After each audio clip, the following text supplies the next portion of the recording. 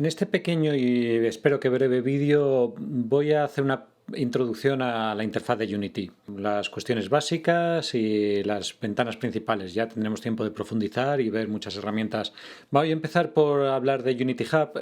Lo tengo aquí abierto, me salto el proceso de bajarlo, instalarlo y abrirlo. Solo decir que Unity Hub es una herramienta que incorporó Unity en las últimas versiones que nos permite tener en nuestro sistema varios versiones de Unity funcionando y a la hora de crear un proyecto pues decidir en qué versión de ella queremos que funcione. Parece una tontería, pero Unity ya veremos que se está actualizando constantemente, lo cual no deja de ser un problema porque muchas veces algo que hemos fabricado o algo que hemos construido en una versión resulta que no es del todo compatible con la actualización y nos obliga a estar actualizando los scripts porque ciertas funciones han caído en desuso o ya no están soportadas, en fin. Así que Unity Hub nos permite, pues eso, tenerlo todo muy bien organizado. Aquí tenemos la ventana, en el menú de la izquierda voy a ir de abajo hacia arriba, empiezo por lo último, donde vemos las versiones de Unity que tenemos instaladas. Yo en este caso solo tengo una versión, pero en cualquier momento podemos añadir una nueva. Si le damos al botón de Add, veremos que nos permite instalar pues otras versiones. Incluso tenemos la posibilidad de instalarnos versiones que están en beta, que lógicamente no es aconsejable instalarla, pero si somos testeadores y queremos probarla para hacer llegar algún bug que tengan, pues podemos hacerlo. Obviamente nosotros no lo vamos a hacer. Pero bueno, podría instalar cualquier versión, por ejemplo la 2020 que está aquí y podría ir a instalarla. Y bueno, una vez que lo hagamos, no lo voy a dejar instalando ahora, pero solo que sepamos que cuando vamos a instalar una versión de Unity nos permite elegir qué paquetes queremos instalar. Los podemos instalar posteriormente, pero bueno, por ejemplo, si lo vamos a querer exportar a diferentes sistemas, como por ejemplo a televisión, a sistemas operativos de Apple, a WebGL para juegos en la web, en fin, o incluso a Android, ahí está, que Android es un mundo aparte también, pues nos permite instalar esos paquetes. Como podéis ver, ocupan bastante, así que tendremos que pensarlo. Bueno, voy a cerrar, no voy a instalar ninguna versión ahora. La comunidad y el Learn es muy interesante porque aquí encontraremos tutoriales, incluso proyectos de gente que ha creado para que nosotros los usemos para aprender. Muy recomendable darse un paseo por el Unity Learn y aprender de sus tutoriales, que son realmente buenos. Los tenemos también en la web. Y vamos ya a la pestaña que me interesa o al menú que me interesa, que es el de proyectos. Aquí, como podemos ver, tenemos una lista de los últimos proyectos que hemos creado. Aquí tenemos un menú contextual en cada uno de ellos donde podemos eliminarlo de esta lista o incluso ir a donde los tengamos almacenados. También nos permite incluso algún proyecto que tengamos de Unity pero que no lo tengamos aquí, añadirlo. Es decir, decirle dónde está esa carpeta y entonces aparecerá también en esta lista. Por supuesto nos aparece en qué versión de Unity ha sido creada, que hasta podemos... Si tuviésemos varias versiones, podría incluso decirle que lo abra con otra. Cuando fue abierta por última vez. Y bueno, entonces es cuando yo le puedo decir que crea un nuevo proyecto. Y, muy importante, en esta flecha desplegable me permite elegir, en el caso de que tenga varias versiones de Unity funcionando, que no es mi caso, me aparecerán aquí todas las versiones que tengo instaladas. Y eso hará que pueda abrir un proyecto en una versión diferente a la última, por ejemplo. En fin, bueno, voy a crear un proyecto nuevo en la única versión de Unity que tengo. Entonces, esto es importante, aunque lo veremos más en detalle en clase, porque me da varias opciones.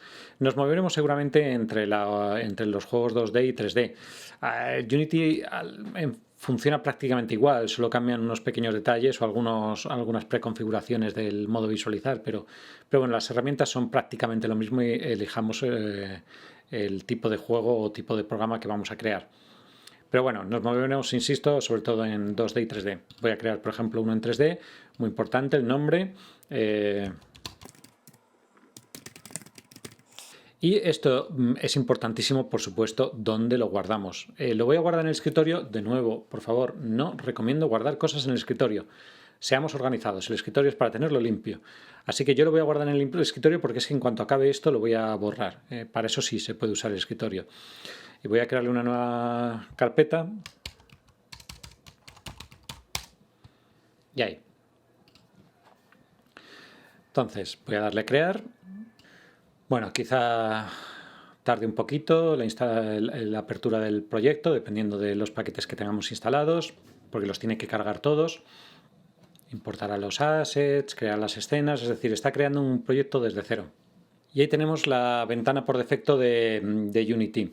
Como siempre, como en cualquier programa profesional, la podemos distribuir como queramos, ¿de acuerdo? Es decir, viene como está. A mí no me gusta la distribución que viene por defecto en Unity, pero de momento las vamos a dejar y ya veremos si nos gusta más otra disposición o no. Me voy a dedicar a explicar en qué consiste o qué contiene cada ventana, lo fundamental, no me voy a detener para empezar a trabajar cuanto antes.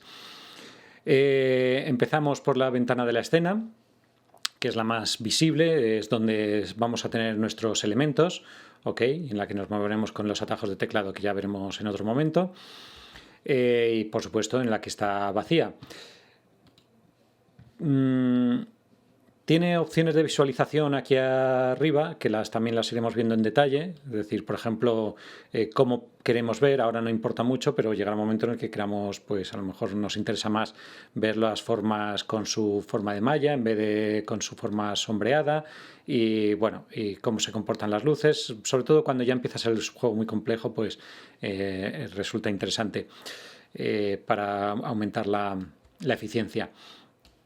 Muy importante, un botoncito que tenemos aquí para ver la escena en 2D. Ahora mismo no hay un elemento en el juego, pero si yo le pulso el botón 2D, vemos en 2 dimensiones. Es decir, esto sería apropiado pues para juegos en 2 dimensiones. Aquí pues me muevo en 3 dimensiones.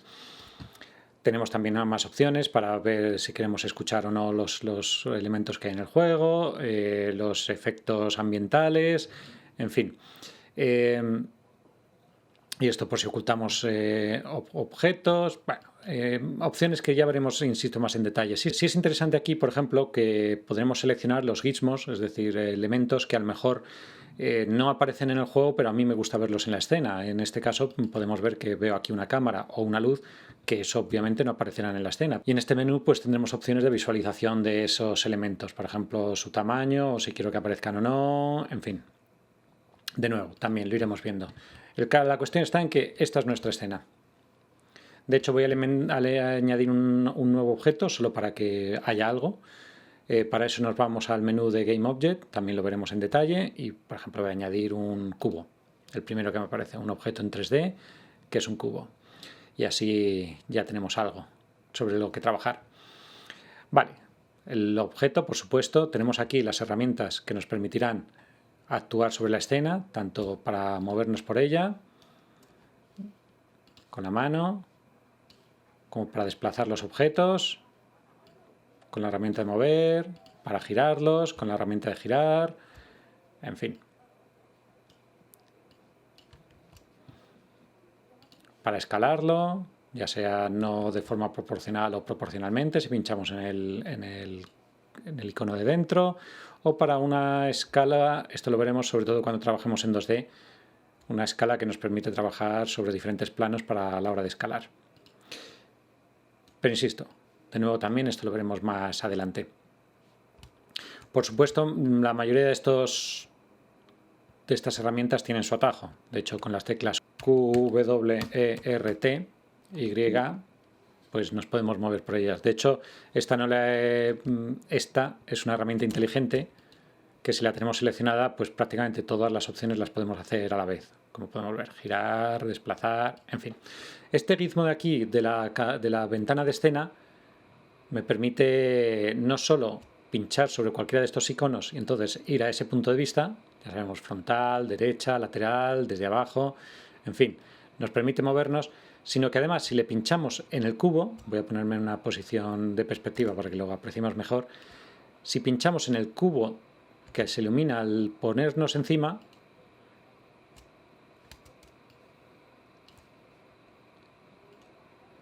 se pone en vista isométrica. Muy importante si no queremos que haya perspectiva y ver las cosas al mismo tamaño independientemente de la distancia. También nos vendrá bien en algunos juegos 2D o cuando necesitamos medir bien las distancias entre objetos. ¿Vale? También lo podemos hacer si pinchamos donde aquí en el nombre, perspectiva o isométrica. Otra ventana muy interesante que está aquí, aunque no aparece, es la del juego. De hecho, todas, en cuanto creamos una escena, siempre se nos creará por defecto una cámara y una luz direccional. Este cubo lo he creado yo, pero lo otro ya estaba en la escena. Si seleccionáis la cámara, en cualquier momento, en una escena puede tener varias cámaras, ya lo veremos más adelante, automáticamente nos aparece aquí un previo de la cámara, es decir, lo que se va a ver en el juego. Pero eso también lo tenemos aquí en el game. Es decir, esto es una especie de miniatura de lo que se verá en el juego.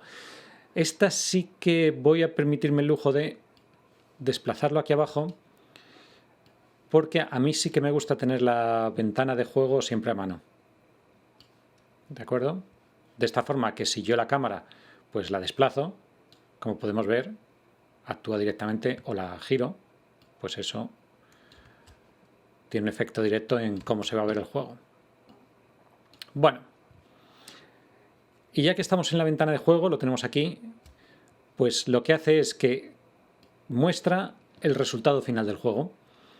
Lógicamente no está operativo hasta que no le demos al play. En cuanto le demos al play, que es este botón de aquí arriba, se iniciará el juego. Ahí está. Ahora mismo, si tuviésemos un juego creado, que no lo tenemos, empezaría a funcionar. No hay nada, así que no pasa nada. Aquí tengo que hacer una pausa. Por favor, recordad esto. Durante el juego, es decir, cuando lanzamos el play, no se ha exportado el juego, sencillamente ha hecho una compilación al vuelo y estamos funcionando todavía sin exportar. Pero es operativo, es decir, que funcionará como tenga que funcionar. Eso sí, durante esa mini compilación en la ventana de juego podemos hacer cambios, podemos mover un objeto, podemos ver sus propiedades, podemos incluso cambiar esas propiedades y ver cómo actúan en el juego, pero, y aquí está la cuestión, no quedarán guardadas. Voy a hacer un ejemplo. Vemos que tenemos aquí un cubo, aquí está su posición, ¿vale? Lo voy a llevar a la posición 0, 0, para que nos sea más fácil, y además lo voy a resetear la rotación y la escala la voy a dejar a 1, 1, para que esté inicial. Ahí está mi cubo. Bien, voy a lanzar el juego. Ahora mismo está el juego en ejecución, ¿vale? Lo sé porque está aquí marcado. Y yo ahora mismo puedo mover el cubo y puedo desplazarlo. Y como podemos ver, sus parámetros están cambiando. Pero cuidado con eso, porque si estamos haciendo cambios en el juego y estamos en play, cuando le quitemos la reproducción, el cubo volverá a su posición inicial. Esos cambios no han sido guardados. De hecho, algo que recomiendan, porque esto nos puede ocurrir y es un dolor de cabeza, sobre todo si hemos hecho muchos cambios, recomiendan en las preferencias ir a la sección de color y veremos una opción que pone Play Mode Tint, que como veis por defecto está ahí en un gris que apenas se ve. Pues bien, nos podemos permitir el lujo de ponerlo en un color llamativo, de forma que cuando lancemos el juego, desde luego queda claro que estamos en play y que cualquier cambio que hagamos no se guardará. Hay más opciones en la ventana del juego. Aquí podremos elegir, por ejemplo, cuando tengamos varias cámaras, cuál queremos ver. En este caso solo hay una. Esto es muy importante y le dedicaremos un capítulo porque ahora mismo la ventana de juego se ajusta al tamaño de mi ventana. Pero eso no siempre es así. De hecho, si estamos trabajando para una pantalla, pues por ejemplo, de 16 novenos o de 16 Hz, una pantalla de ordenador, pues aquí podemos fijar el aspect ratio y así nunca lo vamos a ver más ancho o más alto de lo que debiera, siempre manteniendo las proporciones. Así que bueno, eso muy importante dependiendo de hacia dónde vayamos a llevar el juego. Podemos hacer escala, es decir, podemos aumentarlo si en un momento dado necesitamos ver con más detalle la ventana de juego. Y maximizar en el on play, si lo activamos, está interesante porque cuando le demos al play se pondrá en pantalla completa y lo veremos con mucho más detalle. Pero bueno, cuando estamos en una fase inicial no solemos hacerlo porque necesitamos hacer ajustes mientras está en play. Más ventanas, pues por ejemplo la de jerarquía. Ya que he añadido el cubo, veremos que aquí van apareciendo todos los elementos que componen mi juego. De hecho, si le hago un doble clic a cualquiera de esos elementos, me hará un zoom. Voy a poner esta. Me hará un zoom a ese elemento. Por ejemplo, la luz. Se me va la luz. al cubo. Es lo mismo que hacerle con la tecla F. Bueno, también la veremos muy en detalle y sobre todo porque analizaremos el concepto de jerarquía. Ahora mismo esto es un cubo, pero yo puedo poner otro objeto 3D, una esfera. Ahí está, están en las mismas posiciones, la voy a separar para que lo veamos mejor. Ahí está.